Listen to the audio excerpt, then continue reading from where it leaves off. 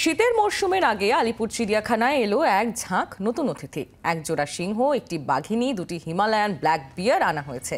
নন্দনকানন চিড়িয়াখানা থেকে আনা হয়েছে দুই জোড়া মাউস ডিয়ারও। আমরা জানবো এই বিষয়ে। শ্রেয়সী গঙ্গোপাধ্যায় আমাদের প্রতিনিধি রয়েছেন আমাদের সঙ্গে টেলিফোন লাইনে। শ্রেয়সী, আমরা জানি যে শীতকালে আমাদের শহর কলকাতায় যে কটি দ্রষ্টব্য আছে তার মধ্যে চিড়িয়াখানা অন্যতম।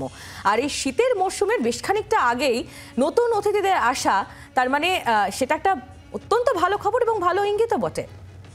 দেখো কার্যত যেটা জানা যাচ্ছে যে এক্ষেত্রে নন্দনকানন, উড়িষ্যার নন্দনকানন থেকে, সেখান থেকে কিন্তু চিড়িয়াখানায় এই নতুন অতিথিদের আগমন ঘটেছে, যেখানে একজোড়া সিংহ, একটি ফিমেল টাইগার এবং দুটো ফিমেল হিমালয়ান ব্ল্যাক বিয়ার এবং দুজোড়া মাউস ডিয়ার তাদেরকে আনা হয়েছে এবং এদেরকে মূলত এই মুহূর্তে অবজারভেশনে রাখা হয়েছে।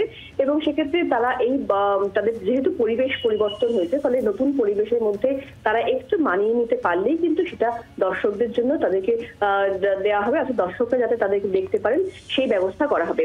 এই মুহূর্তে তাদেরকে অবজারভেশনে রাখা হয়েছে এবং তার পরবর্তীকালে তারা একটু নতুন পরিবেশ পরিস্থিতির সঙ্গে তারা মানিয়ে নিতে পারলে তারপরেই কিন্তু তাদেরকে দর্শকরা তাদেরকে দেখার জন্য কিন্তু সেই সুযোগ পেতে চলেছে।